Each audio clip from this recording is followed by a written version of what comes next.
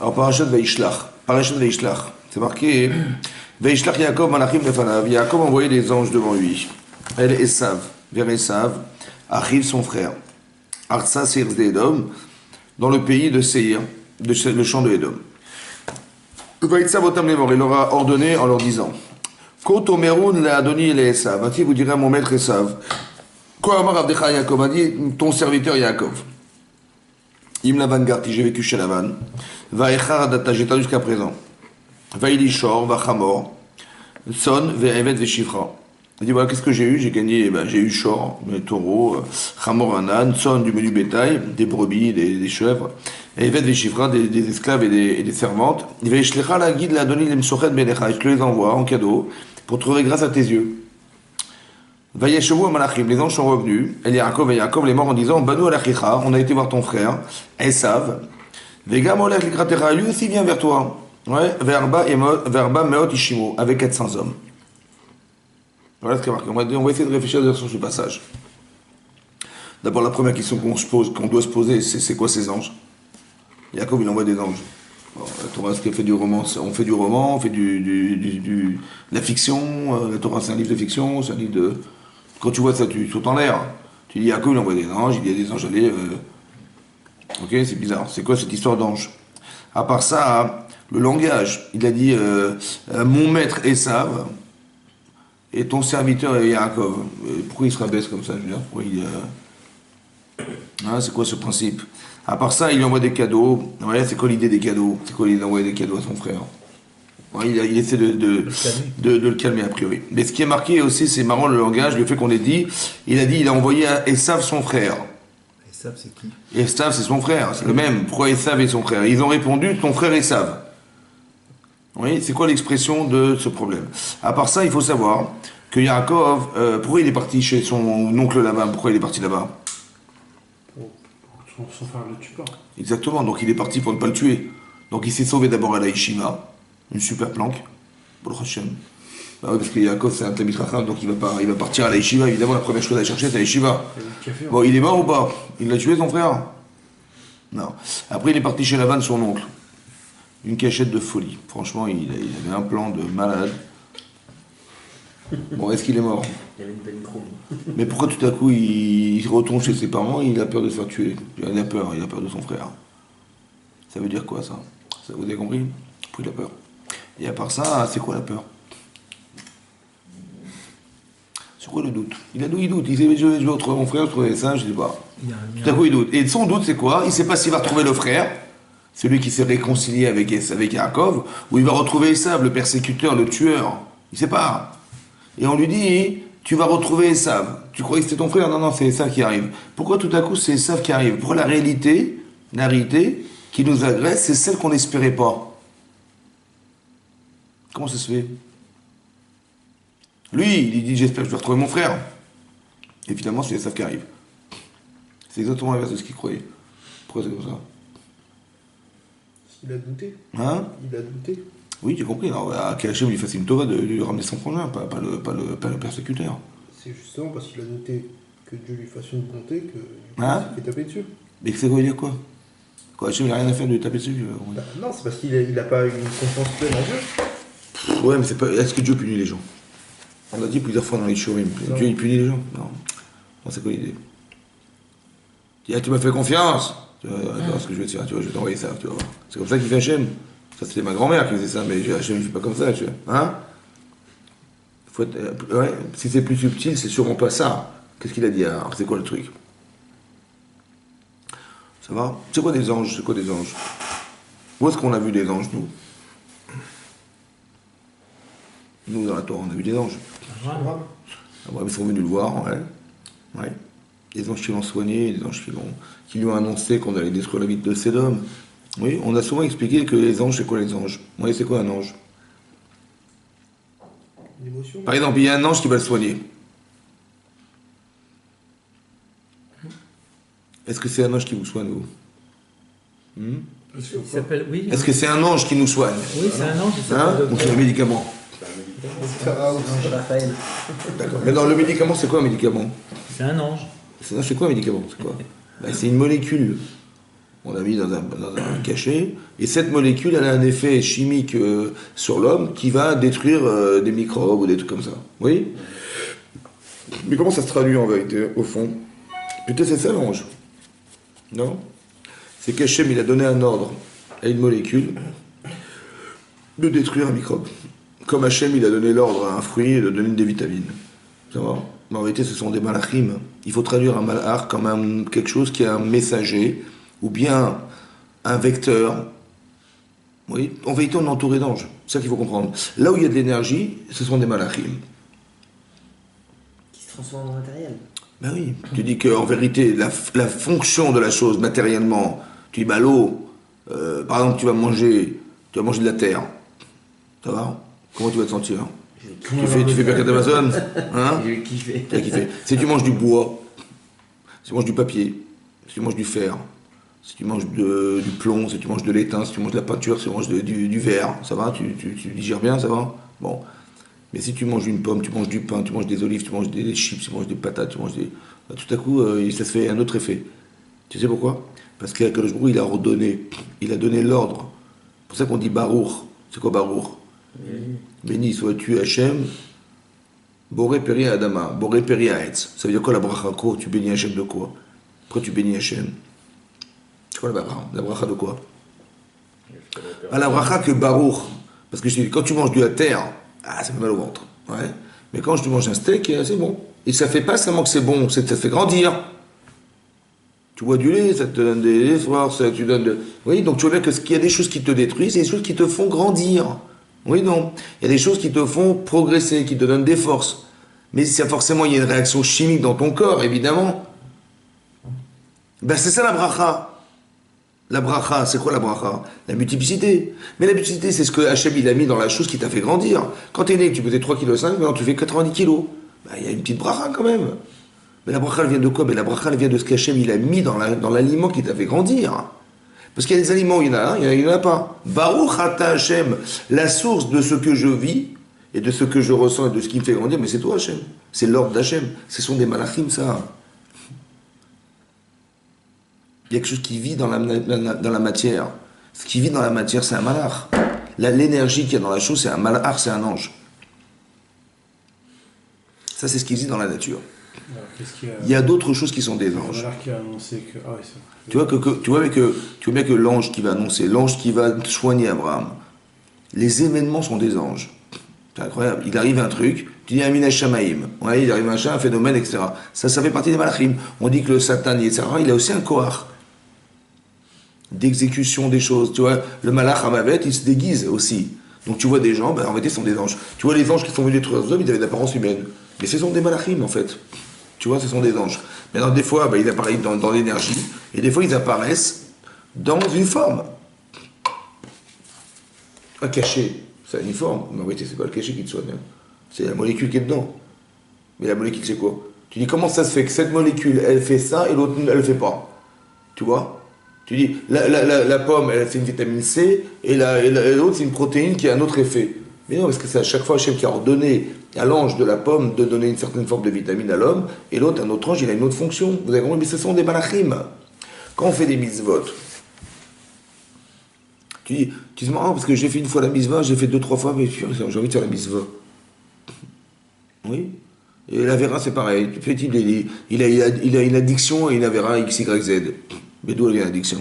Pourquoi un homme, il fait une mitzvah, il fait une mitzvah, il a fait une mitzvah, la mitzvah, elle s'en va, et puis lui, il a fait une mitzvah. Pourquoi le type, il a un désir de mitzvah? D'où vient le désir de la mitzvah? D'où vient le désir de la faute? Un type, il a fauté une fois, 3 fois, 4, 5, 6 fois, il a accro à la Vera, ou il a accro à la mitzvah. Mais d'où vient l'attirance? D'où vient le désir? Il vient parce qu'on ne se rend pas compte que quand on fait une mitzvah, on crée quelque chose, on crée un ange. Cet ange, c'est une puissance énergétique qui vient en moi et qui me donne le désir, qui va animer le désir. C'est marqué dans la Gemara Brachot que quand un homme il meurt, ces anges le précèdent. C'est quoi les anges? Les actions qu'il a faites, elles le précèdent. Et lorsque l'homme est jugé après sa mort, il y a des anges qui vont le défendre et des anges qui vont le condamner. Les Averot, elles condamnent l'homme. Ouais, c'est quoi en fait? C'est l'expression de ce que j'ai fait de ma vie qui va m'accuser un jour ou qui va me défendre un jour. Vous comprenez ou pas? Mais c'est ce qu'on appelle des malachim en fait. Vous avez compris? Donc ça veut dire que, comme par exemple l'expérience l'intuition, ce sont des malachim. Quand quelqu'un a de l'expérience, un type il commence un travail, il balbutie son truc, il a peur et machin. Et il y a 1 an, 2 ans, 3 ans, il prend l'assurance. Mais c'est quoi l'assurance? En fait, l'assurance, c'est l'expression de ce que j'ai fait qui a engendré chez moi, c'est le malach en fait, que j'ai exprimé en faisant un acte. Comme si quand, à l'intérieur de soi, on avait de l'énergie spirituelle qui passe par un acte et qui va sortir de moi et qui va, si c'est moi qui l'ai fait, je gagne d'avoir fait et je deviens cette personne. Je deviens l'ange que j'ai créé par moi-même. Oui, cette énergie en vérité positive, quand un type il est angoissé, c'est qu'il a développé un ange négatif, ça veut dire que l'angoisse c'est l'expression de quelque chose ou qui n'est pas solutionné ou qui a été engendré par un acte négatif qui a fait que le type il croit plus en rien, il peut croire plus en lui. Ouais. Mais c'est un malach en fait, c'est un ange, vous avez compris? Cette énergie qu'il a dégagée, qu'il a enterrée dans lui, qui fait de lui un être ou fort, ou faible, ou angoissé, ou etc. Tu vois? Manifestement, il y a un Covid doute. Mais c'est quoi l'expression d'un doute? C'est l'expression d'une position positive et négative de moi. Je ne sais pas ce que je vais rencontrer, mais pourquoi tu as peur? Si tu es sûr de toi, tu vas pas avoir peur. Ouais. Si tu es le bon Dieu avec toi, qu'est-ce qui peut t'arriver? Si tu as peur, c'est l'expression de la faute qui te fait peur. Tu comprends? C'est ça la faute. La faute, c'est quoi? C'est le mécanisme négatif que j'ai mis en moi qui m'amène à croire qu'il y a un problème. Tu mets le bon Dieu d'un côté et tu mets les saves de l'autre et tu as peur des saves. T'as compris? Donc il y a quelque chose qui est plus fort que ça, qui est plus fort que l'homme, ça va? Qui est plus fort que les saves.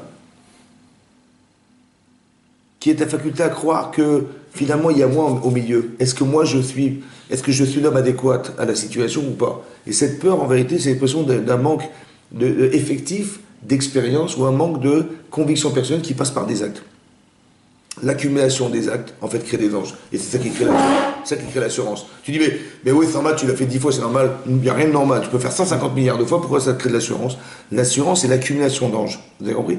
L'accumulation d'expérience qui fait que, comme c'est marqué dans le Zohar, que quand Abraham il a fait la Hakedat Yitzhak, il a créé un ange qui lui a dit arrête-toi.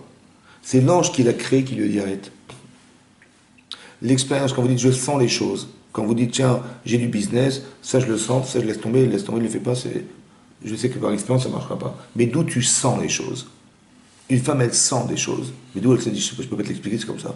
Ce sont des malachim. C'est-à-dire qu'il y a quelque chose de spirituel puissant, qui est de la spiritualité, qui permet d'avoir, comme s'il y en avait une sonde, comme des radars. Comme tu vois les chauves-souris, elles envoient des ondes et ça revient. Elles sont aveugles, les chauves-souris, elles sont aveugles. Comment elles se déplacent? Elles volent très vite, mais elles envoient des ondes qui reviennent très vite sur elles. Et elles savent qu'il y a un mur, il y a un arbre, il y a un truc, machin. Et elles évitent, à la seconde où je vous parle, elles sont capables de traverser des endroits qui sont dangereux, mais elles savent exactement où se trouve chaque chose sans les voir, parce qu'elles envoient des ondes et ça revient. Ces ondes, en vérité, c'est vrai que ça existe physiquement, mais ça existe aussi. Tout ce qui existe dans le physique existe dans le spirituel. Ça veut dire que vous pouvez envoyer une information par expérience et ça vous revient. Tiens, j'ai un mauvais pressentiment, j'ai un bon pressentiment. Comme si tu envoies une information, elle revient. La télépathie, par exemple, il vous est sûrement arrivé, un jour, vous pensez à quelqu'un, il vous téléphone. Tu dis, c'est marrant, je pensais à toi, tu m'as téléphoné dans une longue vie. Mais comment ça s'est passé? En vérité, peut-être l'idée, c'est que tu crées des liens émotionnels avec quelqu'un, tu envoies l'information et lui t'appelle. Tu comprends? Vaishlach Yaakov Malachim Lefanav. Il a envoyé Yaakov des anges. Vous avez compris? Ça veut dire quoi peut-être idée aussi derrière comme ça? On dit si un homme il a du srout, les choses elles se passeront mieux que s'il n'en a pas. Quand Abraham il a demandé à Israël d'aller chercher une femme, il a dit j'envoie un ange devant toi. Oui, c'est quoi cet ange? Parce que le srout d'Abraham, le mérite d'Abraham lui permet que Hachem il va accélérer les choses. Ou il va faire que les choses vont se passer autrement ou mieux. Ou bien on va éviter des problèmes. Tu vois? La bracha, en vérité, d'un homme, ouais, elle vient de son mérite, mais le mérite, c'est quoi? C'est l'accumulation d'expériences positives qui lui donne un mérite. Oui. Maintenant, si le type, il est dans une bonne voie, pourquoi tu veux qu'on l'embête? Laisse-le tranquille et on va le laisser avancer. Mais c'est quoi laisser tranquille? C'est que tous ceux qui voudraient s'opposer à cette réalité et cette progression, elles vont disparaître. Parce qu'il a un mérite. C'est ça le srout, vous avez compris? Mais ce sont des malachim qui vont faire le boulot pour lui, en fait.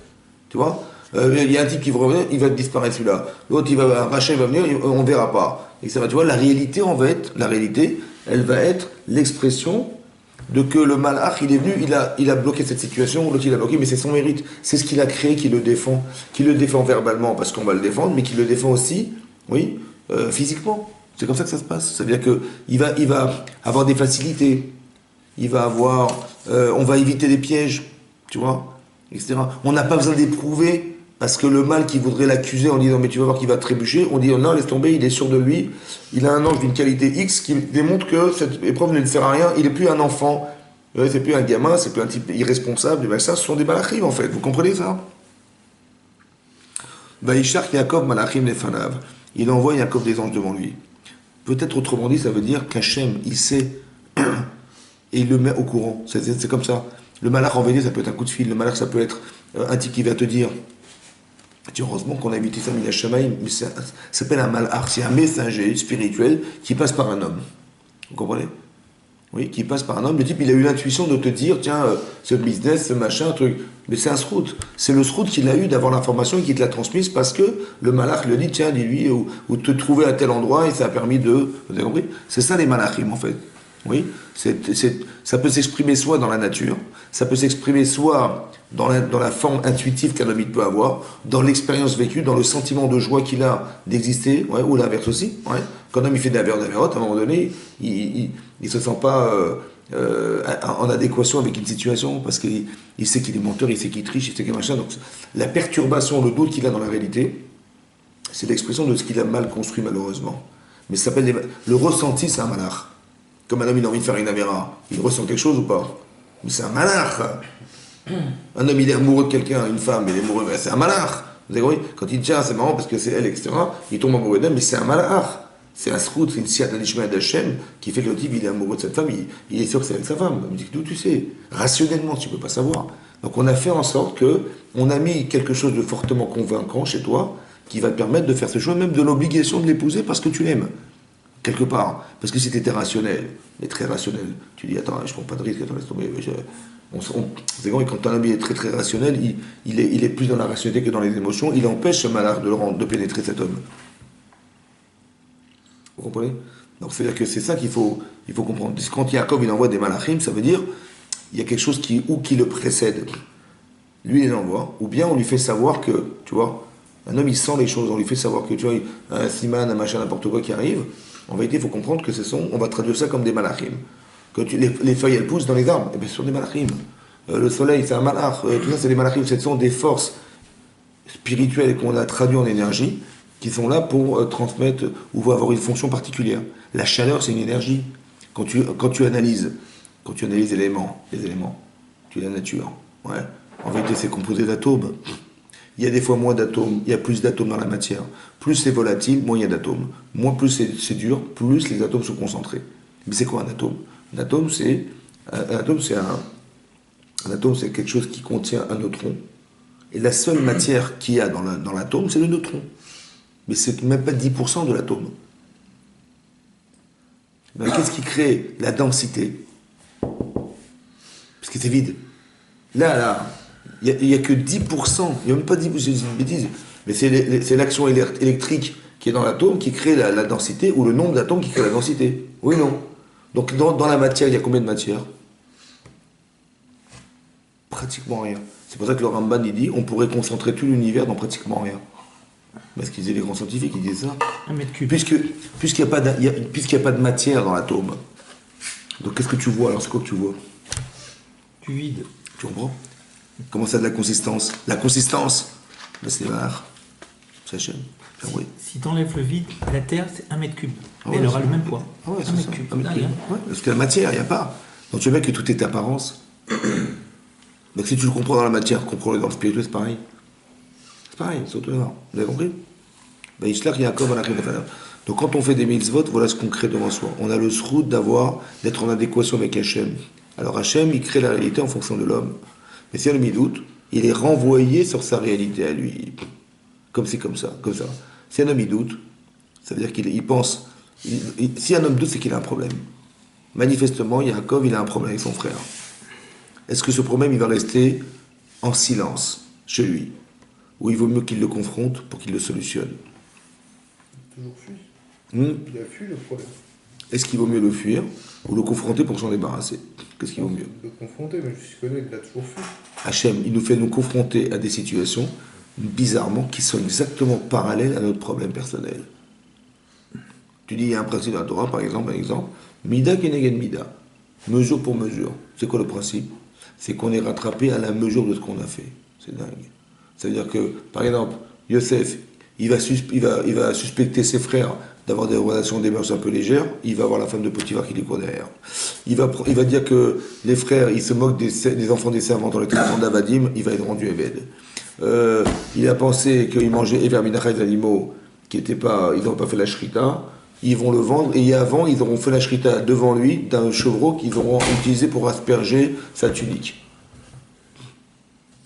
C'est marrant que la réalité, on me renvoie un message pour me montrer mes erreurs. Tu vois? Mais ça, c'est Mina Shemaim, ça. Un type, il ne croit pas en Dieu, il ne comprend pas cette histoire. Il dit, ben ouais, il a eu de la chance. C'est une probabilité infinie. Mais c'est ça le message. C'est qu'Hachem, il veut nous solutionner. Il ne veut pas qu'on reste dans des erreurs. Il faut réussir à voir dans la réalité ce qui est exactement mon expérience personnelle, mais qui renvoie à ce qui est la solution à mes problèmes.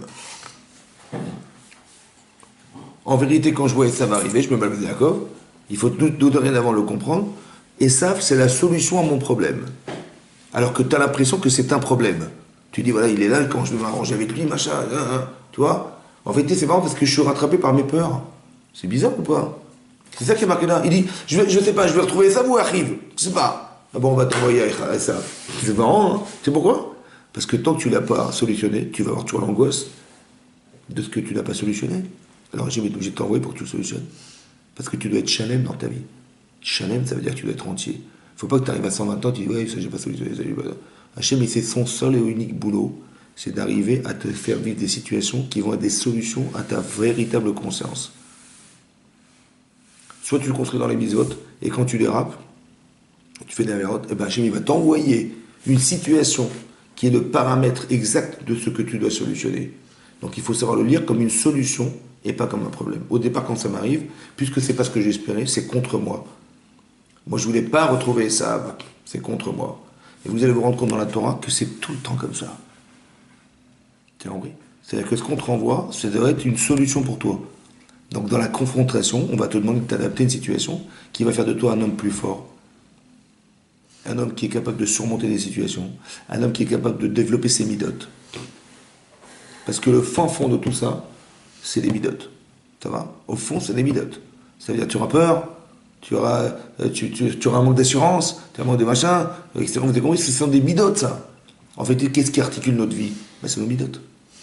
Parce que tu peux être un intellectuel de malade mental, mais si tu as des midotes rarotes, tu vas utiliser ton cerveau pour faire des grandes avérotes. Et si tu es bête, t'en feras moins. Paradoxalement. C'est dingue, hein?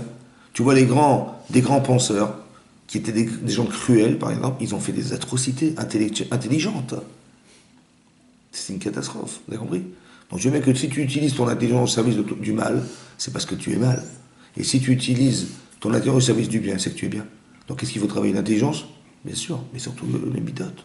Avraham Avinu, tu vois, lui, c'était le chesed, donc il était bon, c'est un homme bon, tu vois. Quand il a dit à Eliezer, tu peux pas marier ta fille à mon fils, c'est impossible, tu es Harour. C'est quoi Harour? Maudit. C'est quoi maudit? Maudit, ça veut dire que tu penses que ton ancêtre qui était Ham, il pensait qu'à lui. Il a castré son père, mais tu te rends compte? Tu te rends compte? Le monde était en souffrance. On est dans l'Arche de Noé. Et bien lui, il a été avec sa femme. Alors qu'on avait interdit d'avoir des relations dans l'Arche de Noé, parce que le monde est en souffrance. Comment toi, tu es avec ta femme, le monde est en souffrance. Tu peux pas participer à la souffrance en disant, bah écoute, je peux pas. Tu vois? C'est exactement ça qui s'est passé, tu comprends?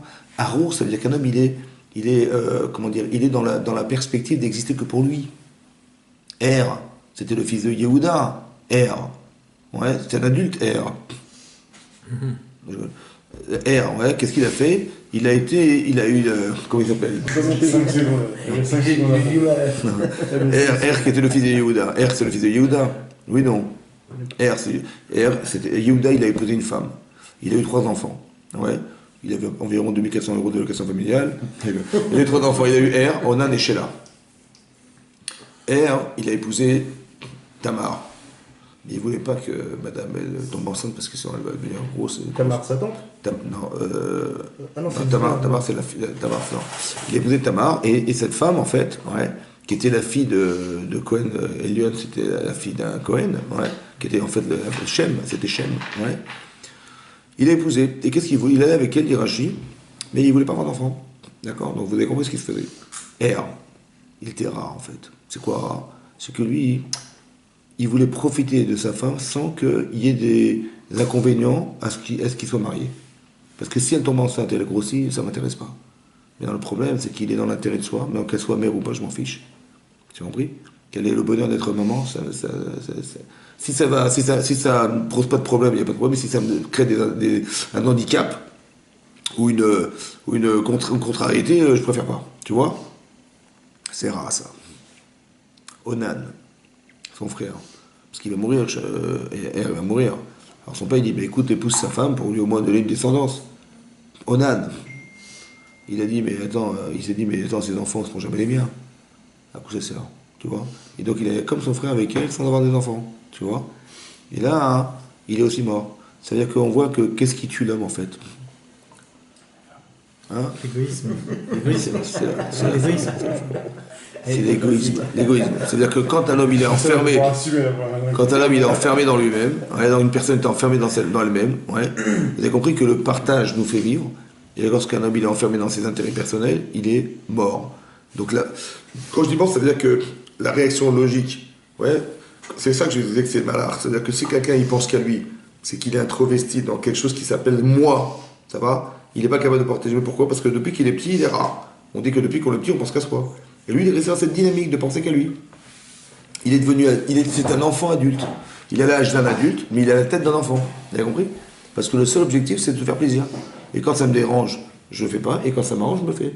Mais il est resté adulte, il est resté un enfant adulte. Alors que la maman, tu dis, mais non, tu dois avoir de l'empathie, tu as envie de construire un foyer, tu as envie de partager des événements, des situations, des ambiances, des machins. Tu partages. C'était ça, en vérité, Abraham. Il a pris d'Hachem.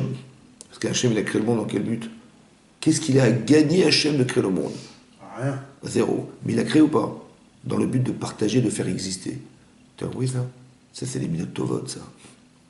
Midot Tovot. Abraham, il a dit, c'est comme ça qu'on doit vivre. Midot Tovot, ça veut dire qu'on doit être bon. Ouais. On doit faire partie de la tranche des gens bons. Pas des... Très important, oui. Parce que on doit être des gens bons. Enfin, des gens bien. Des gens bien parce que c'est ça qui va développer. Alors ça, c'était pour vous expliquer la notion de malach. C'est-à-dire que quand je ressens des choses, ouais, qui sont positives, c'est le produit de toutes les mitzvot que j'ai faites.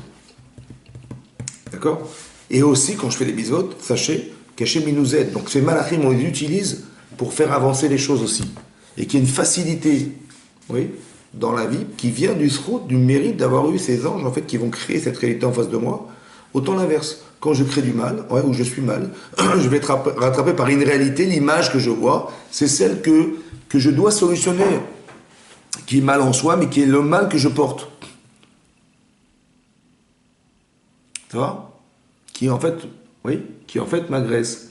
Oui, qui m'agresse, ça veut dire qu'il va être, que je vais devoir m'y confronter, et quelque part, c'est ça qui va arriver à faire que je vais me solutionner. Ça va? Quand, par exemple, à Purim, on s'assimile, parce qu'on va au festin d'Achashverosh, etc.,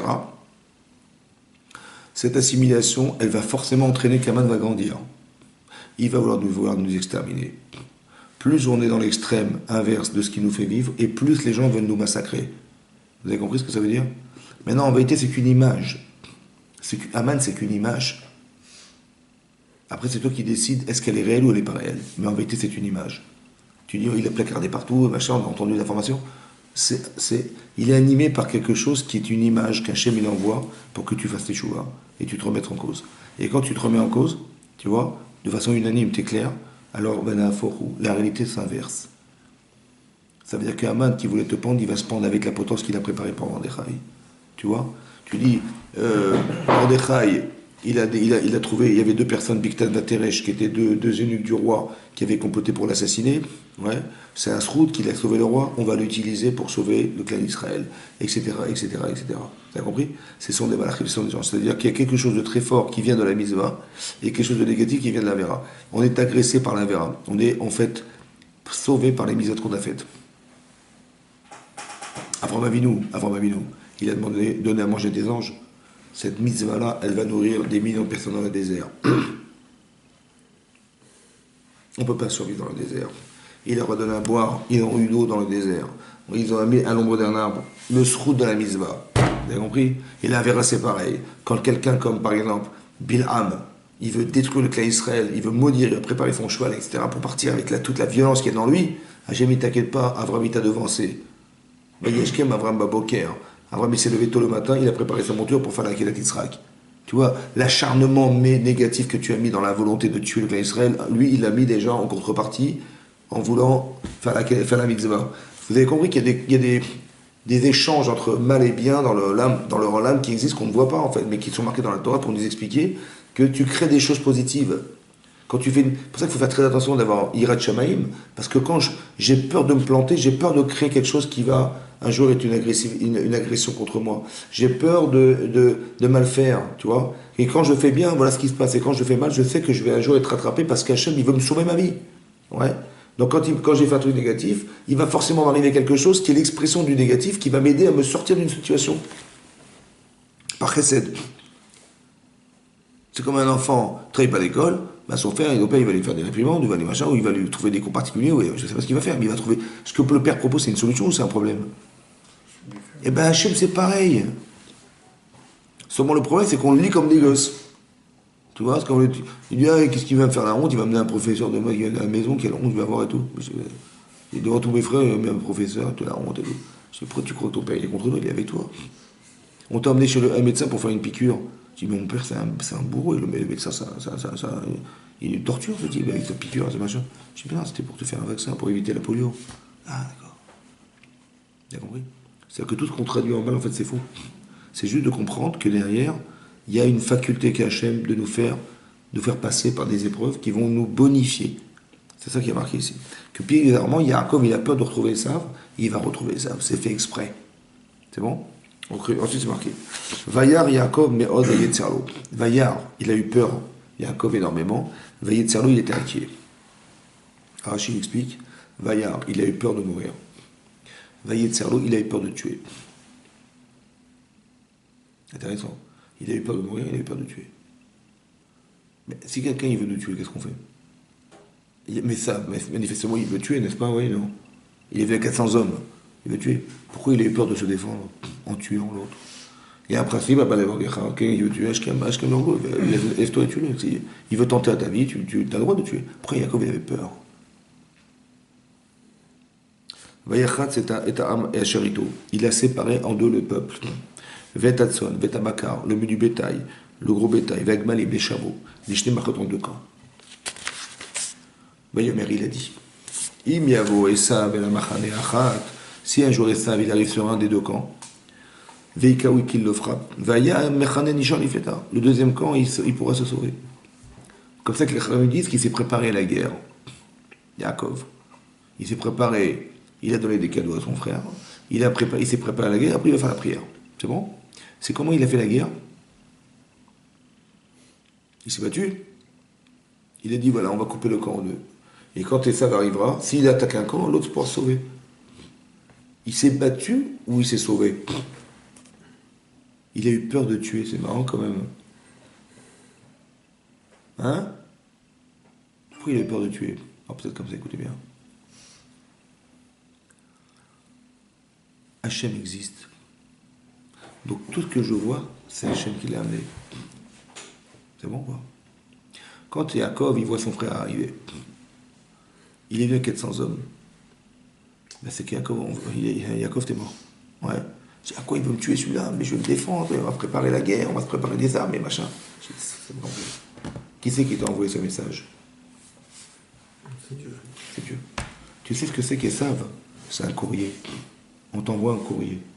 Et on envoie un courrier à Yaakov, manifestement, il y a marqué Yaakov, t'es mort. C'est ça qu'on lui envoie ou pas? Bah, puisque Esav arrive, etc. Il ne faut pas se tromper, attention. Hein. C'est pas Esav. Esav, c'est un rachat. Mais Esav, c'est un homme qu'on utilise pour. C'est bon ou pas? Pour dire à Yaakov, écoute, Yaakov, c'est fini. Mais c'est Hachem qui lui envoie ce message. Il est cohérent, Yaakov Avinu. Alors écoutez-moi bien. Un type, il reçoit un courrier. Il est marqué Yaakov, t'es mort. Ah bon? Il déchire le courrier. Il n'y a personne qui va ici. Ça va? Tu sais ce que ça veut dire, tuer Esav? Ça voudrait dire déchirer le courrier. Vous avez compris? Yaakov, il a peur de tuer. Tu sais pourquoi il a peur? Parce qu'il a peur de tomber dans le travers de croire que c'est Esav le problème. Vous avez compris ça? C'est pas Esav, parce qu'aujourd'hui, tu vas tuer Esav. Hachem, il va t'envoyer un autre Esav. Oui, il va t'envoyer les Palestiniens. Oui, il va t'envoyer les Russes. Oui, il va t'envoyer l'Amérique. Il va t'envoyer n'importe quoi. Pourquoi? Parce que le problème, c'est pas l'autre. C'était que le message.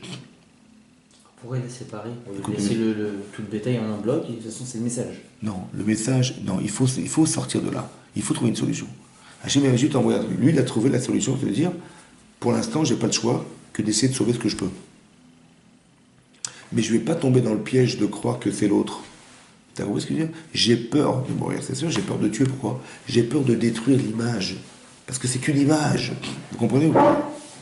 C'est ça qui est très fort ici, qui est marqué dans la Torah. Que ce que tu vois autour de toi, c'est ce qui est dedans qui ressort dehors. Ce que tu as dedans, tu vois, tu as des doutes. Inverse. L'image que tu vois dehors, c'est exactement l'image intérieure. Tu as compris ça? Donc tu te dis, mais cette image, elle m'agresse, donc je croyais, moi, que c'était ça qui m'agressait, donc je vais tuer le type. Je dis, mais t'es bête, c'est pas ça qui t'agresse. Parce que ce que t'as pas solution dedans, mais c'est pas se voir dehors. C'est qu'une image inversée de ce que tu vois dedans. Ouais, on voit en général ce qui nous ressemble. Comme quelqu'un qui va, voilà, moi par exemple, je travaille dans le bâtiment, je vais voir les peintures, juste comme ça. Quelqu'un qui travaille dans l'automobile, il va plus mettre son œil dans les véhicules, sur l'extérieur. C'est quelque chose qui nous ressemble, quoi. Mais je n'ai pas dit le contraire, écoute-moi bien. Là, je parle pas de ça. Je ne parle pas de ton attirance naturelle vers quelque chose. Je ne parle pas de ça. Je parle que quand j'ai un problème intérieur, la réalité, c'est mon problème intérieur. Tu as compris ça?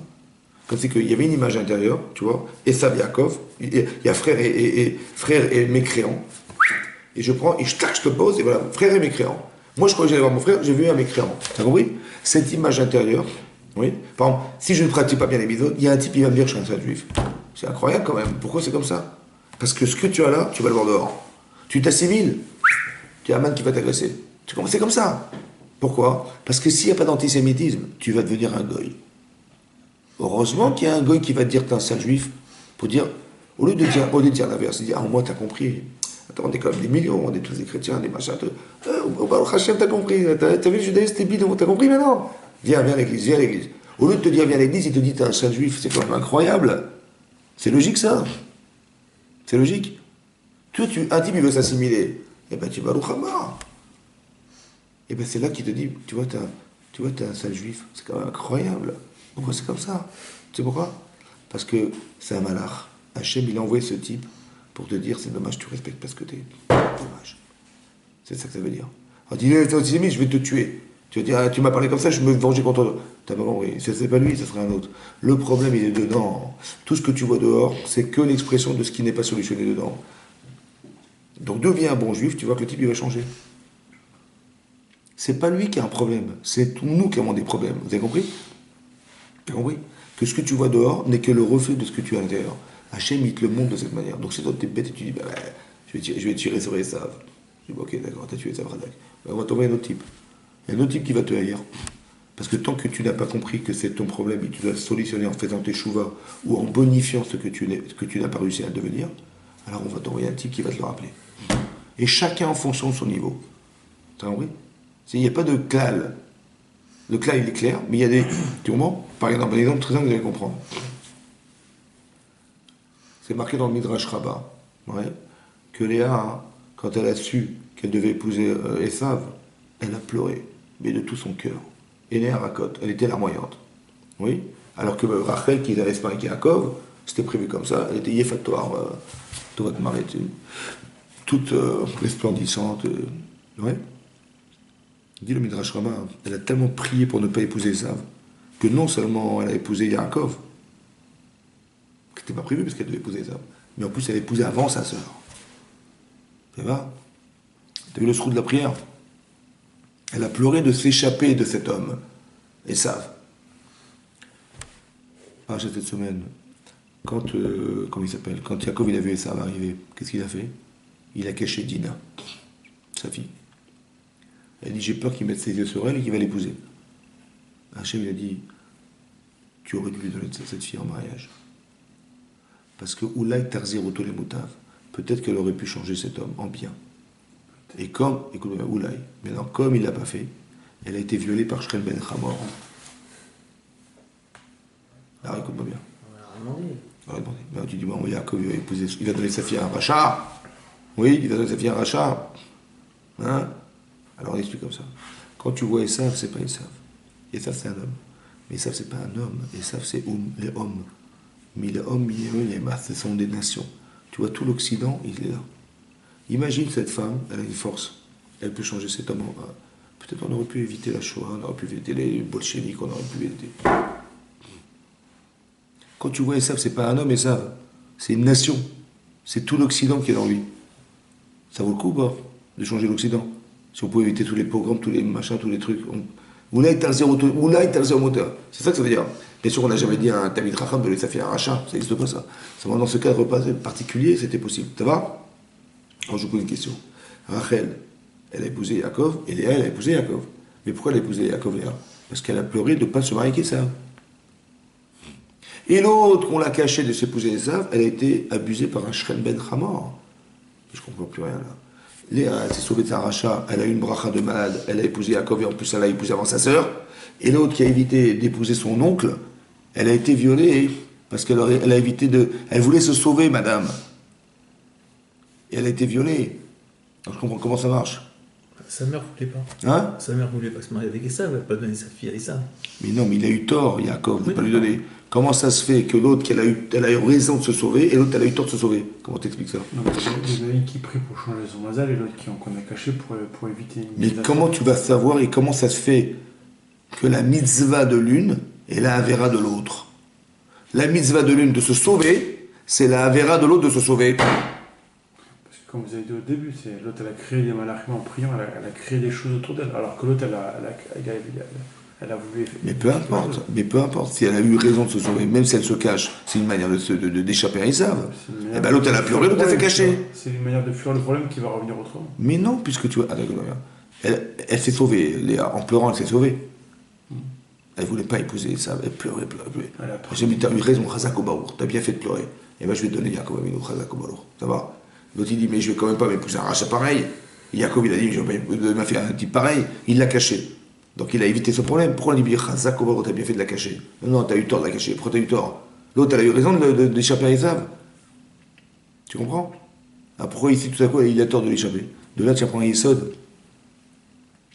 Qu'en vérité, la mitzvah de là, c'est la vera de l'autre. Comme Léa, elle ne pourra pas changer Esav. Alors ça vaut le coup qu'elle... Hein? On le sait, c'est ça qui est marqué ici. C'est ça qui est marqué là. Tu vois que chez Dina, il y a quelque chose de très puissant qui peut changer Esav. Alors il ne faut pas qu'elle se sauve d'Esav. Elle, sa mitzvah, c'est d'aller l'épouser. Et l'autre qui n'a pas de raison d'être, il faut qu'elle se sauve carrément. Donc tu le mec qui dit, mais n'y va pas toi, mais si je vais envie d'y aller, mais non, il va pas, regarde qui s'est planté. Non, mais moi je sais que je dois y aller. Tu vois, oui. La mitzvah de là, c'est la vera de l'autre. Tu comprends? Il y a des choses, il y a des compétences que l'un il a, que l'autre n'a pas. Regarde pas les personnes, regarde les compétences des gens. Et la mitzvah, elle dépend de tes compétences. Si toi tu te sens le courage de faire un truc, et l'autre il dit, mais non, Tomé, tu vas risquer, tu dis, mais moi, je le ressens, je le fais. Ta mitzvah, toi, l'autre, ça sera une avera, toi, ça sera une mitzvah. Tu vois, le côté péjoratif de la relation qu'on a aux choses. Tu as compris ça? Ouais, mais comment savoir si c'est une mitzvah à ce moment C'est toi. à ce moment Il faut d'abord, il faut étudier la Torah. Il faut étudier la Torah. Et à part ça, c'est toi qui sens. Tu vois, quand tu as le Hémet en toi, tu as appris la Torah bien, tu dis, ça, c'est ce que j'ai envie de faire. Tu vois? Tu comprends ça? Et à part ça, il y a un autre truc, Mina Shamaim. Par exemple, bizarrement, la société, elle est faite de métiers complètement différents. Oui. Mais la Gemara dit, heureusement que les gens, ils aiment ce qu'ils font. Parce que si tu vas demander à un type, voilà, tu es dans le bâtiment. Si je te demande à toi, il dit, tiens, va te mettre dans un bureau devant un ordinateur toute la journée. Tu vas dire, je peux pas. Tu vois? Et un type qui est l'ordinateur dit, tiens, va travailler dans les bâtiments. Je vais dire, je peux pas. C'est incroyable qu'on a tous envie de faire un truc qui, ensemble, est nécessaire, mais que l'un, il a envie de faire un truc que l'autre n'a pas envie de faire. C'est bizarre ou pas?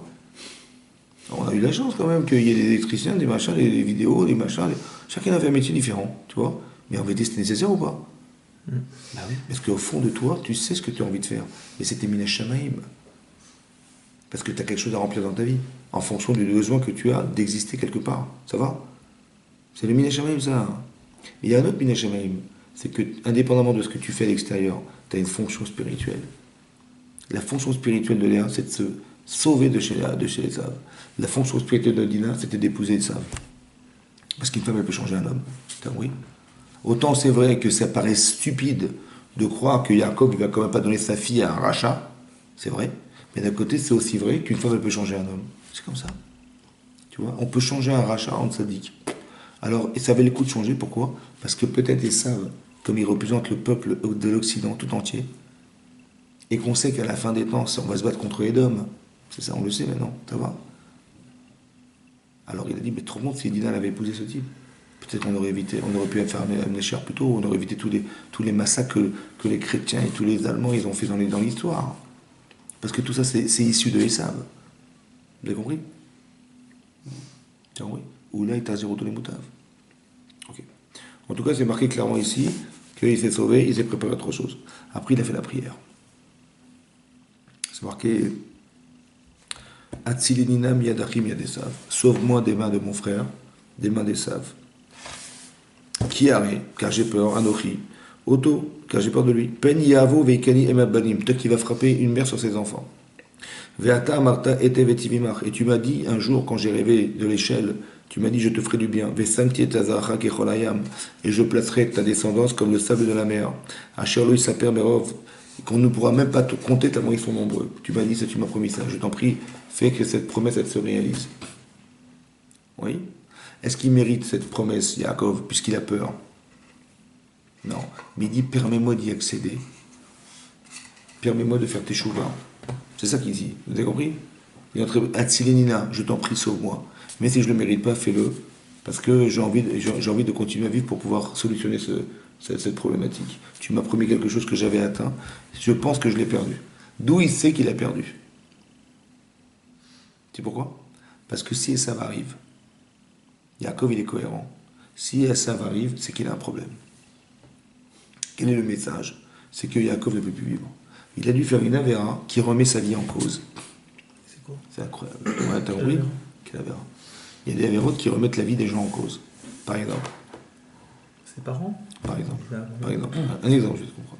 Par exemple, c'est marqué dans la Gemara Nedarim, ouais, que c'est marqué dans le Rachid ramène dans la Torah, que Hachem a demandé à Moshe Rabbeinu un jour, ouais, il a dit voilà, il faut aller sauver le clan Israël. Va parler à Pharaon pour libérer le peuple juif d'Égypte. Donc il avait une mitzvah incroyable d'aller sortir les Israël d'Égypte. Dit la Gemara dans Nedarim qu'il a eu tort de partir tout de suite, parce que son fils, il devait faire la Mila. Il l'a pas faite. Ça veut dire quoi? Ça veut dire que d'un côté, il avait une mise à prix de son enfant, d'un côté, il avait le sauvetage d'Israël. Qu'est-ce qu'il a choisi, mon cher Abelou? Sauvetage. Sauvetage, il aurait dû prendre la Mila. C'est pour ça que Rachid ramène qu'un dragon, il l'a avalé par devant. Il y a un dragon qui l'a relâché, après il l'a remangé par derrière. Ouais. Il l'a avalé carrément, et au milieu, c'était la Brit Mila. Elle a compris sa femme, elle a fait la Mila à son fils tout de suite. Il a dit, ah, tu es Khatan Damim Amulot. Tu as failli tuer mon mari. Il y a Moshe, il aurait pu mourir. Parce qu'il s'est trompé. Un dragon. Ouais, parce qu'il y a Rachid ramène. Il y a un monstre qui l'a avalé, qui l'a recraché. C'est Hachem qui l'a envoyé pour lui dire, il faut que tu comprennes, la solution, c'est de faire la Mila. Tu vois? Donc c'est-à-dire, tu vois, le mec, il aurait pu perdre sa vie, mon cher Rabbeinu, à cause de cette chose-là. Il y a des choses qui remettent en cause la vie de l'homme. Oui? Comme l'égoïsme, par exemple, ça peut remettre en cause la vie de l'homme. Comme l'insouciance, ça remet en cause la vie de l'homme. Écoutez-moi bien, quand on est insouciant, quand on est insensible, partez du principe comme ça, écoutez-moi bien, il y a des situations qu'il faut vivre. Et quand on est insensible, partez du principe que l'insensibilité, c'est l'expression de ce qui ne vit pas. Un type, je le pince, il ne bouge pas. Il n'est pas sensible, mais il est mort. C'est ça. Vous comprenez ça? Par exemple, un type, il voit des souffrances autour de lui, des machins où le type, il est cruel, il n'est pas sensible, mais c'est qu'il est mort. Si un type, il tape son père, c'est qu'il est mort, déjà, vous comprenez? Il est condamné à mort, mais non, il n'est pas condamné à mort, il est mort. La condamnation à mort n'est que l'expression de ce qui est mort. Vous avez compris? À chaque fois que tu vois là dans la Torah, il est marqué, s'il a fait de la vera, mochuma, c'est pas que la Torah dit, ah, il a fait une bêtise, et ben tu veux mériter la mort. Non, c'est pas qu'il mérite la mort, c'est qu'il est mort. Vous comprenez? Il y a des choses qui sont fondamentales dans la personne, ben oui, c'est ça que ça veut dire. C'est pas qu'Hachem dit, je suis pas content, c'est une grande faute, ça. Mais non, la condamnation, l'expression de la condamnation à mort, et le degré de mort correspond au degré de mort dans l'homme, spirituel dans l'homme. Hein, vous avez compris ça? Par exemple, le Rav Chaim Shmulevitz, il amène une preuve de ça, il dit comme ça. C'est marqué dans le Sota de Philippiens, il dit là-bas, il y avait 3 personnes présentes le jour, où Paro, il a dit, venez, on va s'ingénuer contre le clan d'Israël. Abba Nitrake Malo. Il a réuni des sages pour dire, écoutez, les peuples juifs se multiplient, etc., ils vont nous envahir, il faut qu'on trouve une solution. Alors Bilam était présent, Bilam, le sorcier, il y avait Yitro et Yov. Bilam, il a dit, on va faire des camps de concentration, des machins, on va torturer les gens. Yitro, il s'est sauvé. Barach, il s'est sauvé. C'était un des ministres, Yitro, de Paro. Et Yov, il s'est tué. L'Agma, il dit que Bilam, qui a donné le conseil, il est mort Becharev, il a été assassiné par Hachem Matot. C'est marqué là-bas qu'on l'a assassiné, Bilam. Paro, Yitro, il s'est sauvé. Ses petits-enfants, ils ont été au Beth Amikdash, ils étaient des juges au Beth Amikdash. Et, comment il s'appelle, Yov, qui s'est tué, il va être l'Issourim, il va avoir des souffrances. C'est ça l'Agma dit. Maintenant, là-bas, il dit, qu'est-ce qui valait mieux? Est-ce qu'il valait mieux mourir comme Bilam ou souffrir comme Yov? Toute sa vie, il y a des souffrances. Le symbole de la souffrance, c'est Yov. Il dit, alors, il est marqué dans le Télim, on dit dans le Hallel, Yassor Isser Anika, Hachem m'a fait souffrir, mais la Mamet Netanim me va donner la mort. Il vaut mieux souffrir que de mourir, c'est sûr. Ça va? Mais non. C'est quoi le sens de la souffrance? Pourquoi Yov, il devait souffrir? Ça, c'est une chose. En quoi la souffrance, c'est une réparation? Il faut comprendre. Et troisièmement, comme dit Goulamer, troisièmement, c'est comme ça. Qu'est-ce qu'on lui reproche à Yov? Il s'est tué. Il entend des trucs horribles, il se tait. Il aurait dû m'exprimer son opposition. Mais comme il sait qu'il ne dit mot consent, ouais, donc il est d'accord. Oui, non. Il fallait qu'il dise. Maintenant, qu'est-ce qu'il a dit trop? Il s'est sauvé. Donc il fallait quoi? Il fallait dire ou pas?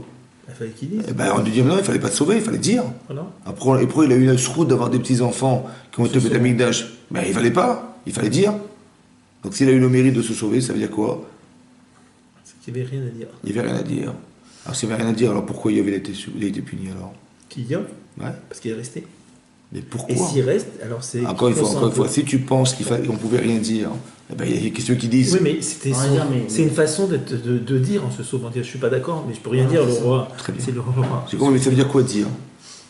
Avec son corps, pas forcément avec sa bouche. Ah, t'as compris que se sauver, c'est une réaction.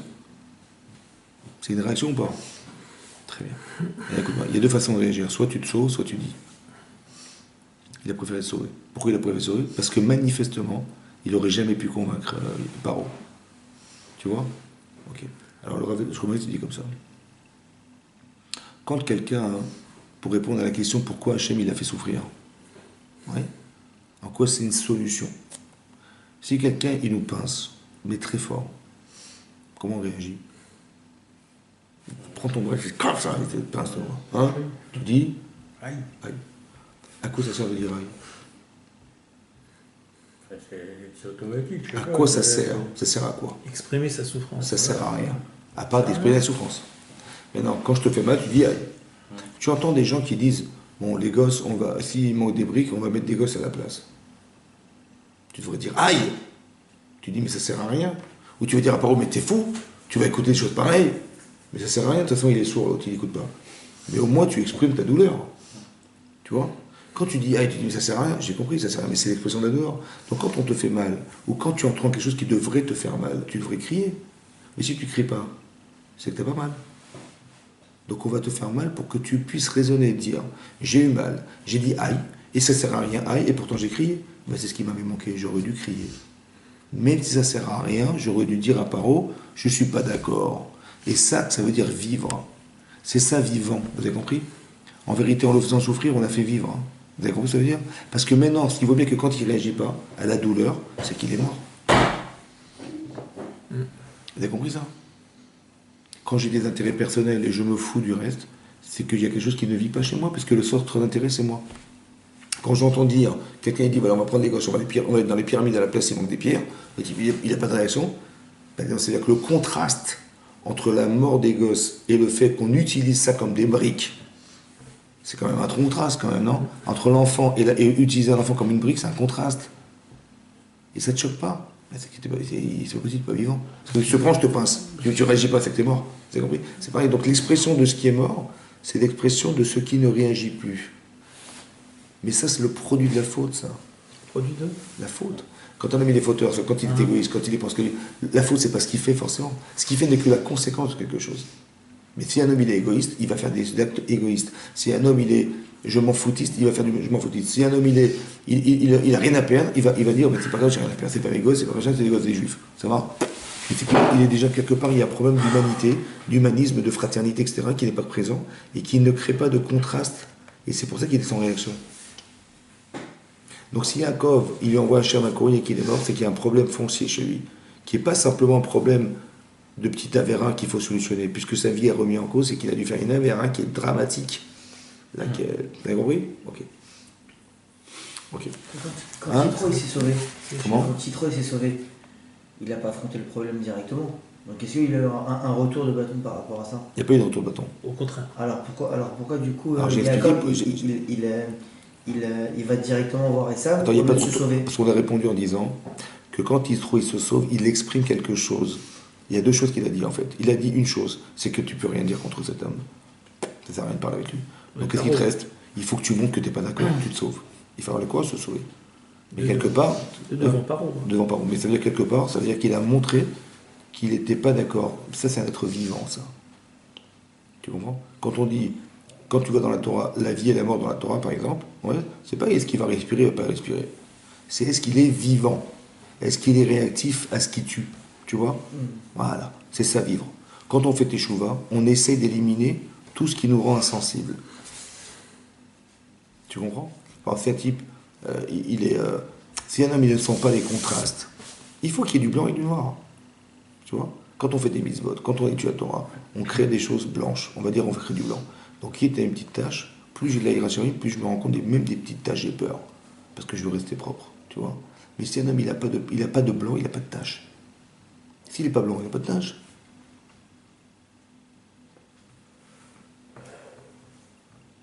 Tu dis, il y a l'orthodoxie, dans la Torah, il y a orthodoxe, où il y a un type traditionnaliste, tu vois.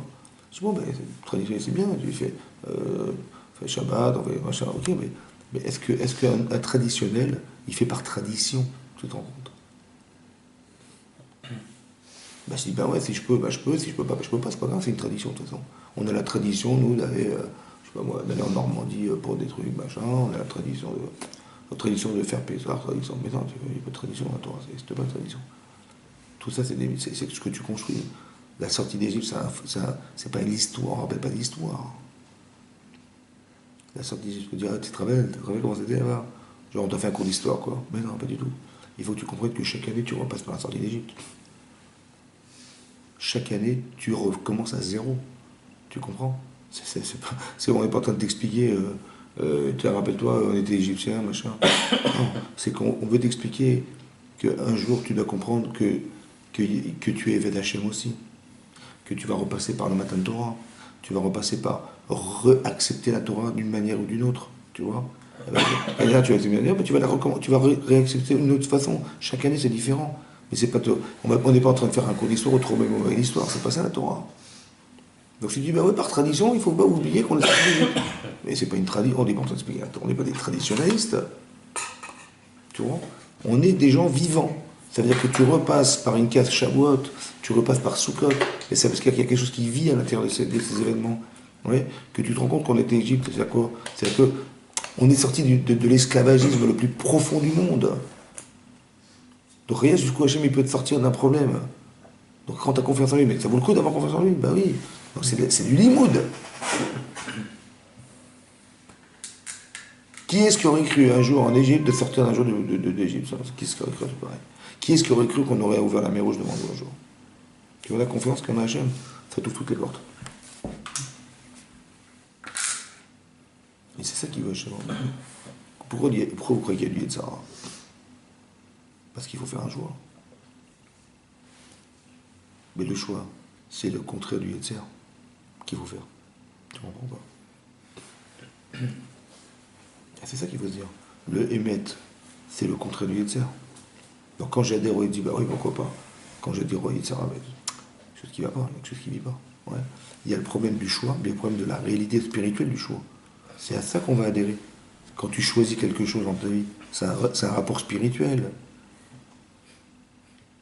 Tu dis, moi je travaille dans le métier du bâtiment, ben oui, je regarde. Mais cette émotion spirituelle que tu as vers cette chose-là, elle est spirituelle en vérité. Parce que c'est ton domaine, parce que c'est ton ressenti. Si tu as fait ce métier, c'est parce que tu as un ressenti. Il fait de la vidéo parce qu'il a un ressenti. Tu aurais pu faire autre chose. Non, c'est ça que j'ai envie de... On a fait un choix de ressenti. Tu vois? Parfois, c'est pas des choses ressenties, parfois les gens sont obligés parce qu'il n'y a pas de choix. Je ne parle pas du contraire, mais le véritable sentiment qui va rendre heureux un homme, c'est le vrai ressenti qu'il a. Si un homme il cherche à avoir du fric, il va faire une parnassa, mais à un moment donné, tu vas voir qu'il va se lasser. C'est comme ça. Parce que le ressenti, c'est ce qui nous fait vivre. Au départ, on croit que c'est l'argent. C'est pas vrai. Tu verras après, au bout de 10 ans, tu dis, j'ai de l'argent et alors, ben, je m'ennuie. Tu vois? Et ce ressenti, c'est lui qui articule nos existences. Au départ, on croit que c'est formel, mais c'est pas vrai. T'as compris? C'est ce que je dis. Donc, au fond, il y a ce qu'on appelle le shoresh. On a tous une source particulière, une racine. Et cette racine-là, il faut la ressentir, et après, tu vas réagir et tu vas vivre en fonction de ce ressenti. Parce que ta véritable fonction, c'est celle-là. Tu comprends? Et quand tu vis cette chose-là, ben c'est ça que tu appelles vivre. Et après, tu vas voir que ta vie, tu vas pouvoir la nourrir dans ce sens. Que toutes tes misotes, elles vont tourner dans ce sens-là. Tu vois? Le type, il croit qu'il est médecin. Mais il est médecin pourquoi? Parce qu'il sauvait des gens, c'est formidable. Là, tu fais des vidéos. Ouais. Tu as deux façons de penser. Soit tu dis, bah, je gagne ma vie avec, soit je suis un des vecteurs essentiels de la simcha d'un Khatan Bekala. Tu as deux façons de penser. Tu dis, ou je fais ça parce qu'à la fin du mois, je reçois le chèque, ou je le fais parce que dans ce que je fais, il y a une mitzvah. Où est-ce qu'il n'y a pas de mitzvot? Dites-moi un métier où il n'y a pas de mitzvot. Tous les métiers, il y a une mitzvot. Quand tu réfléchis, tous les métiers, il y a une mitzvot. Et je dis aux gens, c'est dommage, pourquoi tu ne fais pas pour la mitzvah? Tu veux lui dire, tu dis, ouais, plus de fruits, dommage. Mais si tu veux gagner ta vie, évidemment, mais pourquoi tu le regardes sur la forme et pas dans le fond? Ce que tu réussis à faire grâce à ce que tu fais. Tu dis, quand quelqu'un y voit, la différence de la mitzvah, c'est comme ça. Par un médecin, il va te recevoir, tu vois, et tu vas payer avec ça. Ah, il dit, ouais, tu as une consultation, tu te donnes 25 euros. Ouais, tu peux. Si le type il te rappelle pas, des fois, il te dit, alors comment, il te revoit, il dit, alors comment ça va mieux, ça machin. Ben, c'est qu'un type, il fait son métier. Il veut savoir si vraiment ça va mieux, si ce qu'il a donné comme médicament, ça apporte quelque chose. Il est préoccupé par la médecine. Tu vois la différence? Il est préoccupé par les gens, par les malades, mais pas parce que ça lui rapporte. Dans ton métier, c'est pareil. Tu dis, ben, je loge des gens. On fait Hanouka Dabaïd. Pourquoi faire? Parce que toute notre vie, elle s'est passée là. Ça vaut le coup d'inaugurer cet endroit, non? Et toi, tu gagnes dans le bâtiment, tu permets ça, tu te rends compte? Un khatan, il se marie, il va pas à la guerre. Parce que, une première année de mariage, le truc, il doit s'occuper de sa femme et ses enfants. Mais oui, mais c'est la vérité ou pas? Hein? Il va au combat direct. Vous avez compris? Non, mais c'est important. C'est la guerre. Vous avez compris? Ça veut dire que c'est des mitzvot. Mitzvot. Tu te rends pas compte de la puissance qu'il y a derrière tous ces trucs-là. Tu fais des vidéos, par exemple, tu vois, bah, type, il va voir ça. Pourquoi on dit Mazal Tov devant? Pourquoi on dit Mazal Tov? Parce qu'on le renforce dans ses convictions. Il a fait un choix. Les Sarah de bain, il va lui casser ses convictions, évidemment, tu penses bien. Parce que s'il lui casse ses convictions, il va casser le couple, il va casser le couple, il va gagner. Alors que nous, on est dans l'obligation de renforcer ça. Donc on dit Mazal Tov, t'as fait un bon choix, machin. Ouais, pour renforcer ça. La vidéo, ça permet ça. La simcha, la musique, ça permet ça. Tout ça. Toutes les émotions qu'on a pu animer le jour du mariage, ça va en nourrir quelque chose qui est un choix personnel, qui est nourri par toute l'atmosphère et tout ce qu'on a créé derrière. C'est ça que ça veut dire. Donc on peut le faire ou dans la mitzvah, ou on fait l'inverse. Ou on fait dans la forme ou dans le fond. Mais puisqu'on a ce désir, pourquoi on n'utilise pas ce désir pour faire des mitzvot avec? T'as compris? Donc là, c'est marqué dans la Torah, ici, c'est marqué qu'il y a un Yaakov. Ouais, il s'est pas il a fait la prière. Après, il est parti. Dans la nuit même, c'est marqué, dans la nuit même, il est arrivé devant un fleuve, le fleuve du Yabok. Ouais, il a traversé ce fleuve. Ouais. Alors, regarde, Vayakom Balaïla, où il s'est trouvé dans cette nuit même, la nuit où il apprend que ça arrive, il se sauve. Il va traverser un fleuve. Veikach et Shtenashav, ses deux femmes, Vet Shne Shifrotav, ses deux servantes, Vet Echad Asar Yeladav, ses 11 enfants, Veyavor et Maavar Yavok. Il va traverser un fleuve du Yavok. Vayikachem, Vayavirem. Vayikachem, il les a pris, Vayavirem, il les a fait passer. Et Anachal, le fleuve. Vayaver, et Achalo, il a fait passer tout ce qu'il avait. Donc tout le bétail, toutes les richesses qu'il avait. Tout ce qu'il avait avec ses enfants, ses femmes et ses enfants, il l'a fait passer. Vaïvata Yaakov Levado. Il s'est retrouvé seul. Pourquoi c'est marqué qu'il est seul?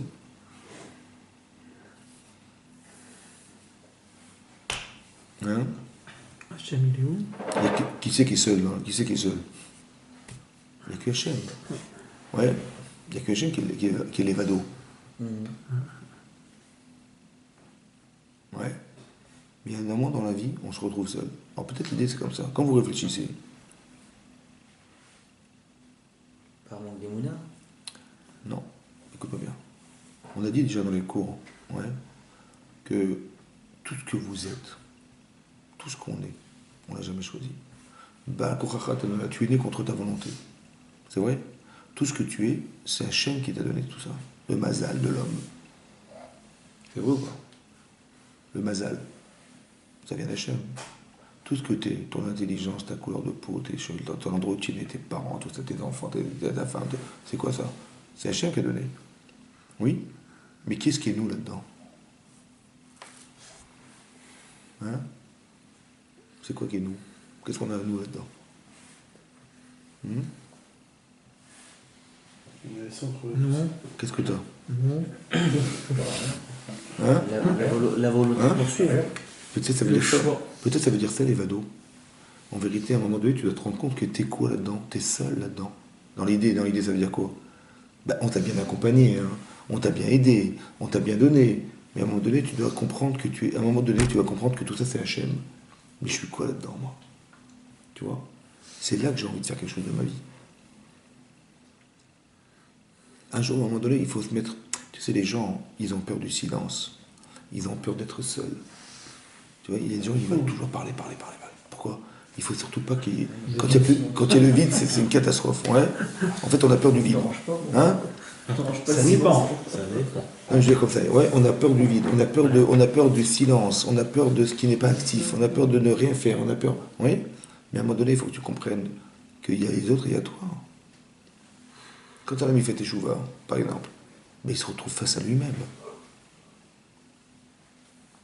Quand un homme ne cherche pas des prétextes, il est l'évado. Il est face à lui-même, il est seul en fait. Et c'est quand on est seul, entre guillemets, qu'on arrive à se voir et à se dire, bah, tiens, qu'est-ce que je vais faire demain de ma vie? Quand on dit, mais qu'est-ce que je vais faire de moi? Qu'est-ce que je vais faire de ma vie? Qu'est-ce que j'ai décidé de faire de moi? Ben, c'est qu'on est seul, vous avez compris? Après, je vais construire avec ce que je suis quelque chose.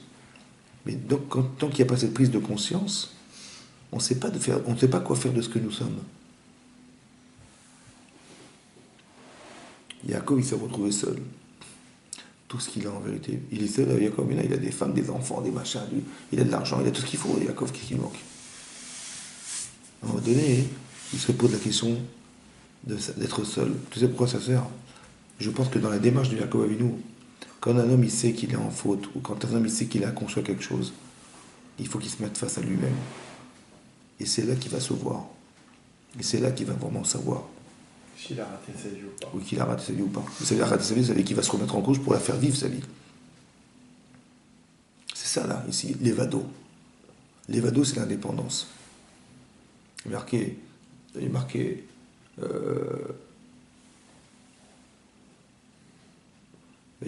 qui Hachem ou Elohim, en od milevado. Qui Hachem ou Elohim, en od milevado. Hachem, c'est Elohim, il n'y a pas autre chose que lui. En od milevado. Il n'y a rien d'autre que lui.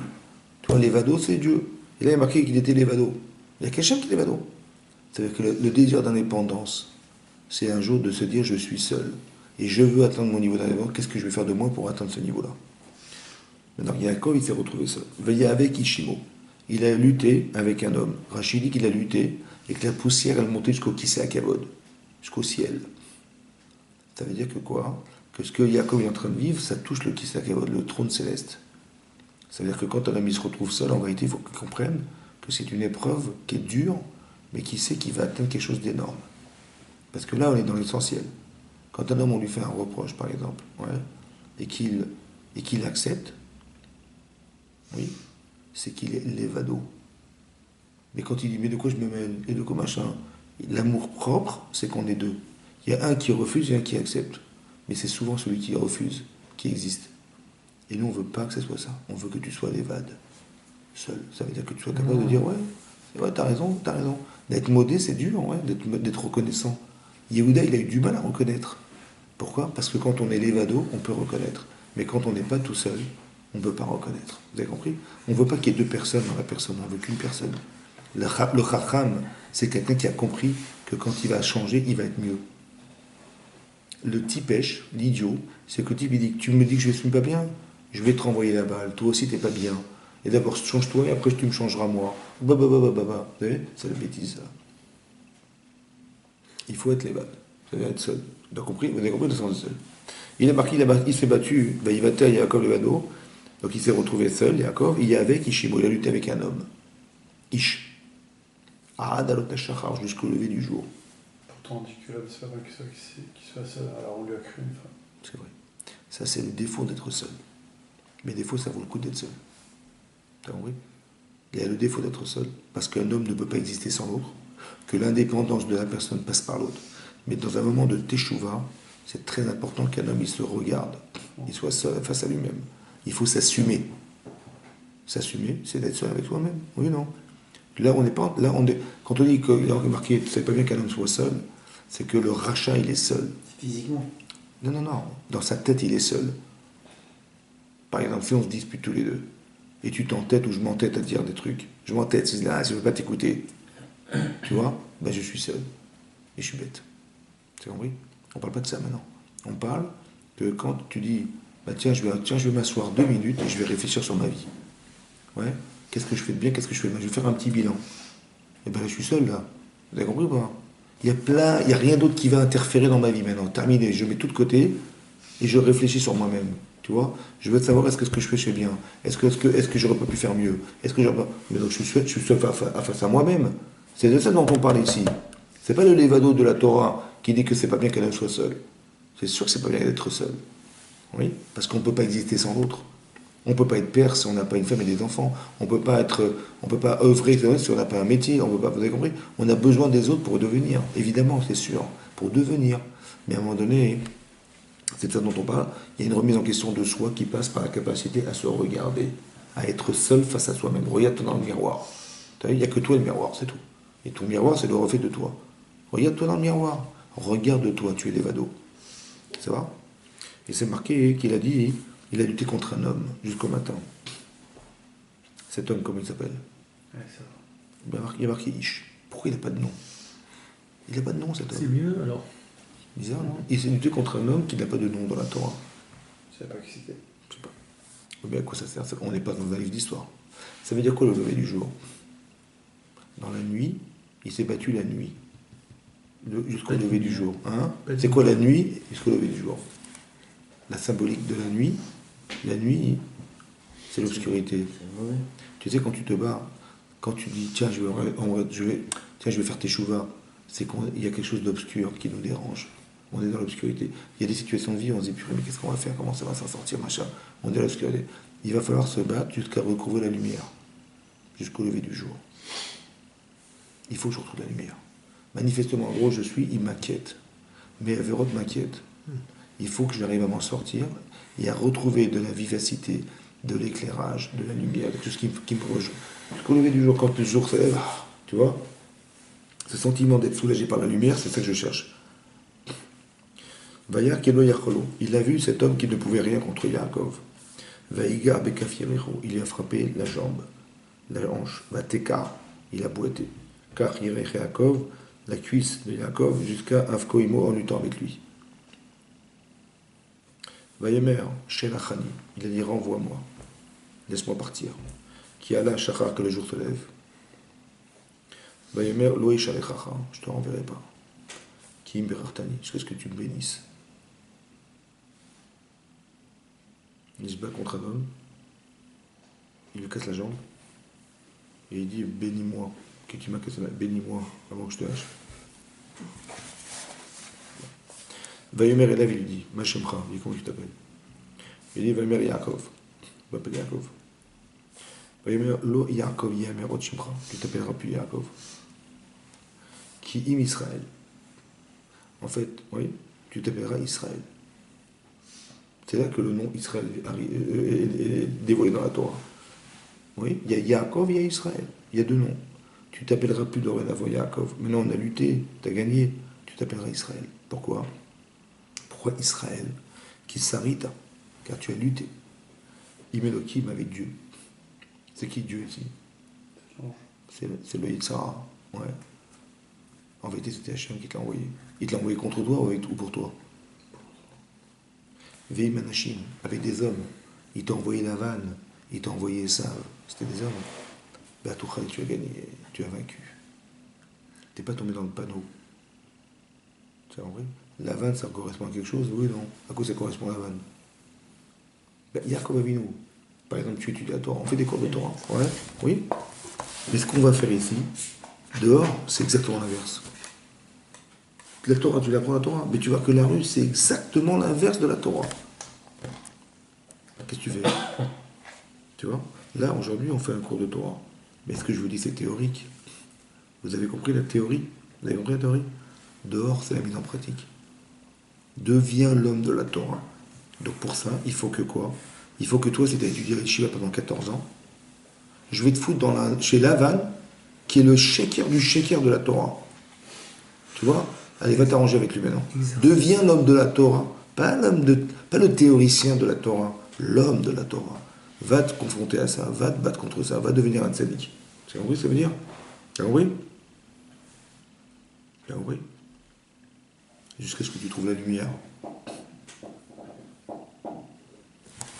Ça veut dire qu'en vérité, on se rend compte, ouais, que Yaakov, il s'est retrouvé seul, il a lutté contre ceux qui étaient défaillants chez lui. Mais non, cet ange, en vérité, c'était un ange. Rachid dit que cet homme, en fait, c'est qui cet homme? C'est le Sar d'Esav. Ouais, l'ange du mal. Ça veut dire que l'homme, c'est-à-dire que Yaakov, écoutez-moi bien, Yaakov, il représente le cas d'Israël. On est tous dans Yaakov Avinu. Maintenant, le Satan, les Sarah, le Malach HaMavet, il veut tuer Yaakov Avinu. Jusqu'au qui c'est Akavod, il veut détruire Yaakov. Ouais. Mais cette volonté, elle est divine, en fait. Ça veut dire que, pour vous donner un exemple, vous allez comprendre. On est 2 millièmes de la population mondiale. 2 millième de la population mondiale. 2 millième. C'est-à-dire qu'il y a 13, 14, 15 millions de juifs, il y a 7 milliards 600 millions d'habitants. Ça va? Donc ça veut dire que je ne suis que 0,002% de la population mondiale. Et autour de moi, j'ai 99,998% de gens qui ne sont pas comme moi. Oui, non. Pourquoi cette proportion est tellement énorme? Oui. Parce qu'en vérité, comme ça, tu as 99,998% d'être goy. Toi qui te les 0,002%. Alors Hachem, il a créé ça pour que tu deviennes juif à 100%. Mais il faut te confronter. Tu as 99,990% d'être goy. Dehors, c'est goy. Toi, tu veux être goy? Bah, vas-y, rentre. Ou dis non, je veux pas. Je refuse à 99,990%. Pour devenir juif à 100%, il faut que tu t'opposes à ce qui est dans la rue. C'est ça que ça veut dire ou pas? C'est quand même pas normal qu'il ait mis une proportion tellement énorme, Hachem. Parce que tu n'es que le 0,002%, toi. T'as compris? Qu'est-ce qu'on est en fait? On n'est rien. Mais il faut que tu deviennes, il faut que tu fasses le choix de... Tu vas remplir les 99%, toi. Mais ça, il faut que tu comprennes que tu es seul un jour. Il n'y a que toi et Hachem, c'est tout ce qu'il y a, il n'y a rien d'autre. Et tout ce que tu vas voir, ça n'est que le reflet de ce que tu dois ou te réussir à faire ou combattre. Tu vois? Tu as un Beth Midrash, va étudier la Torah. C'est machin, c'est ce que tu vas faire. Et après ça, tu peux combattre. Mais si t'as pas d'énergie, t'as pas de connaissance, t'as rien, tu vas te battre contre rien, contre quoi tu vas te battre, tu sais même pas que c'est grave. Tu as compris? Donc tu vas nourrir, tu vas de la lumière, et tu vas t'y confronter pour devenir l'homme de la Torah. Pas pour dire je vais être Talmid Chacham, je connais la Torah, Rachid marqué là-bas, machin. Ça m'intéresse pas. T'as raison, il faut l'apprendre, mais il faut savoir après vivre avec. T'as compris, ça c'est très important, c'est ça un tzaddik. Tzaddik, c'est pas quelqu'un qui connaît le chasse, mais non. C'est est-ce que l'application de la halakha, elle t'apporte quelque chose? Est-ce que tu as peur de transgresser? Est-ce que tu réagis? Tu as peur de t'as tellement envie de devenir cette personne. Et Hachem, si tu veux vraiment, il va t'aider, bien sûr qu'il va t'aider. C'est ça les gens qu'il envoie. Tu vois la formation qu'on lui envoie? C'est ce qui est marqué dans le Midrash Rabbah. Que quand il est venu voir ça, il dit, mais c'est qui ces hommes qui m'ont envoyé mon tabassé, ça. Hachem il m'a envoyé des anges pour frapper ça. Il a dit, mais pourquoi tu dis, mais j'ai vu frapper mon frère. Ah, tu frappé qui? Il dit, Jacob, mais c'est lui qui nous a envoyé pour tout. C'est que le srout et Jacob il a, c'est lui qui a fait la guerre contre lui, contre Esav. Vous avez compris? Pour dire que on n'a rien à craindre. Si on est des juifs dans la Torah, il dit, oh, qu'est-ce que tu... Hachem il va te détruire. C'est l'inverse. En fait, on est agressé parce qu'on n'a pas été. Vous avez compris ce que je veux dire? Et quand on est clair dans sa tête, au contraire, vous allez voir dans Parashat Béchalach, dans le Sefer Shemot, c'est marqué là-bas qu'Hachem, il a été Motsechen, il a fait trouver grâce aux yeux des Égyptiens, que les Juifs, ils ont trouvé grâce aux Égyptiens. Et quand on est sorti d'Égypte, on leur a demandé un, ils ont donné deux. Je dis, mais comment ça se fait?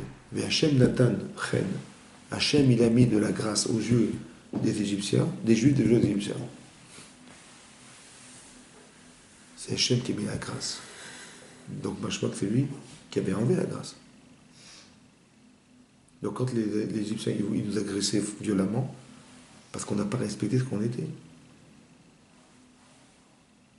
Et quand on a compris, on a été Mahamine, tout à coup, ça s'est inversé. Ils ont dit, mais bien sûr, bien sûr. Combien vous avez? Un, voilà deux. Hier, tu me tabassais, aujourd'hui, tu me mets des cadeaux, je comprends rien. Mais non, c'est une provocation, vous avez compris ou pas? Que l'antisémitisme, c'est une provocation à rester juif. Parce que si les gens, les goyim, ils étaient gentils avec toi, ils étaient bien avec toi, ouais, bon, on serait devenu des goyim très rapidement. Vous savez où c'est marqué ça? C'est marqué dans le Zohar. Il a dit, Yaakov, sauve-moi des mains de mon frère, des mains d'Esav. Sauve-moi des deux, mon frère et Esav. Esav, parce que je ne veux pas mourir, et mon frère, même mon frère, je ne veux pas de lui. Parce que mon frère, c'est un rachat. Vous savez ce qui est marqué dans le Zohar? Marqué que Maaseh Avot, c'est Iman Labanim. Ce qu'ont vécu les Avot, c'est un signe pour les enfants. Que jusqu'à présent, on a vu que Esav, c'est le persécuteur. Jusqu'à Hitler, il n'y a pas longtemps. Mais un jour, tu vas voir qu'il va venir comme un ach. Il va venir comme un frère. Et ça aussi, il faut prier Hachem qui nous sauve de ça. Parce que quand il va venir comme un frère en disant, mais c'est fini l'antisémitisme, on va se battre contre l'antisémitisme, on est comme des frères. Atzilenina, sauve-moi, je n'en prie de ça. Parce que là, on va voir qu'ils vont commencer à s'assimiler grave, tu vois. Parce qu'il dit, voilà, ils nous veulent plus du mal. Ah ben vas-y, viens, on va être comme des frères. Mais tu vas perdre ta Torah comme ça. Ton identité juive va disparaître. Parce que tu vas te mêler avec des goyotes et des machins, tu vois, c'est fini, plus de lui, c'est terminé. Alors oui, c'est-à-dire que le fait qu'on soit contre nous, c'est pas contre nous. C'est quelque chose qui va, comme on a dérapé, la seule manière de s'en sortir, c'est que le type à qui je veux ressembler, il va venir c'est un juif. Et là, et lui-même, il me dit, ne rentre pas chez moi. C'est ça que ça veut dire. Respecte ce que tu es. Et quand tu vas respecter ce que tu es, il va dire, Chazak Omalour. Voilà, tu vois, on peut être fier de toi. Tu vois? Plutôt que de dire que Einstein, il a créé la bombe atomique pour nous tuer, il va dire, heureusement qu'il a créé le monde, ça nous a sauvé la vie. Tu peux voir de deux façons, tu vois. Tu dis, 25% ou je sais pas combien de pourcents des prix Nobel sont juifs. Au lieu de dire, tu vois, d'avoir la haine des juifs, ils vont dire, bah, heureusement qu'ils ont trouvé des systèmes médicaux qui nous ont sauvé la vie. Au lieu d'avoir la haine, ils vont avoir le kavod. D'ailleurs, et c'est pareil, Jacob, il s'est retrouvé seul, il s'est battu contre sa défaillance. Et tout à coup, bizarrement, il a dit, reconnais les brachot qui me reviennent. Quand il a dit, bénis-moi, il a dit à cet ange, reconnais les brachot qui me reviennent. Mais dans l'ange, c'est le révélateur de la défaillance d'Abraham, que de Yaakov. Comme si Yaakov, il avait peur de reconnaître les brachot. En fait, tu vois, il avait peur de croire que ce qu'Hachem lui donnait, ça lui avait un sens. Alors Hachem, il a dit, mais bats-toi contre ça. Reconnais que ce que je te donne, c'est toi. Reconnais qui tu es vraiment. Tu vois, ne refuse pas ce que je te donne, ne refuse pas ce que tu es. Parce que manifestement, il avait peur, Yaakov, de ça. Il avait peur de reconnaître que la bracha lui revenait. Parce que peut-être que lui, il disait, je vais me perdre avec cette bracha. Et j'ai pas besoin de la bracha. J'ai pas besoin d'être un autre, j'ai besoin d'être moi-même. Tu vois? Et ce que la Torah nous dit ici, c'est un Chidush Gadol, c'est d'expliquer que quand il a solutionné, il avait peut-être eu peur d'être Esav, vous avez compris? Parce qu'on vit les deux, nous. Tu dis d'un côté, on doit vivre pour avoir des moyens, mais j'ai peur que ces moyens me perdent. Tu vas devenir riche, tu vas des pouvoirs. Et le pouvoir, c'est destructeur, le pouvoir, ça rend égoïste, le pouvoir, ça rend orgueilleux. Ça rend... Il dit que je vais rentrer là-dedans, moi. Il avait peur de ça. Hachem dit, tu es obligé de vivre avec. Pourquoi? Parce que tu as une corps et tu as une neshama. N'oublie pas. Tu as les deux. Maintenant, de vivre avec, ça veut dire d'être les deux. D'être les deux. Il faut que tu sois les deux. Tu dis, mais moi j'ai envie de rester un tzaddik dans la Torah. Je n'ai pas envie de me confronter à la réalité, ça ne m'intéresse pas. Sinon, il faut que tu te confrontes aux deux. Pourquoi? Parce que tu es les deux. Tu as un gouffre et tu as une neshama. Les deux sont vrais. Vous avez compris? Et quand tu vas réussir à vaincre ça, d'avoir la conviction de ce que tu deviens, tu vas voir que Esav, qui est l'agresseur, il va t'embrasser demain. Et c'est ce qui va se passer. Tu vois, d'embrasser les deux notions. Que n'oublie pas, tu peux être un très grand spirituel, mais tu négliges ta partie matérielle. Alors que tu dois comprendre que tout ce qu'Hachem te donne, ça a un sens. Et quand tu verras que tu as trop de choses, tu dis j'ai trop. C'est là que tu vas commencer à trouver ton cause. Ça va? C'est ce qui va se passer ici. De bien comprendre que tout ce qui existe a un sens spirituel. Que ta vie, elle est spirituelle. Ne regarde pas le côté matériel extérieur des choses. Comprends que tout ce qui arrive dans toute l'actualité du monde entier, elle est spirituelle. Ce sont que des messages. Tu vois? Et ça, il faut le comprendre.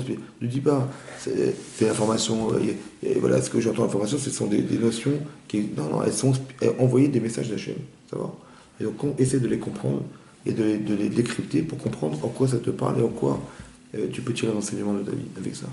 Ça va? C'est ça, je pense.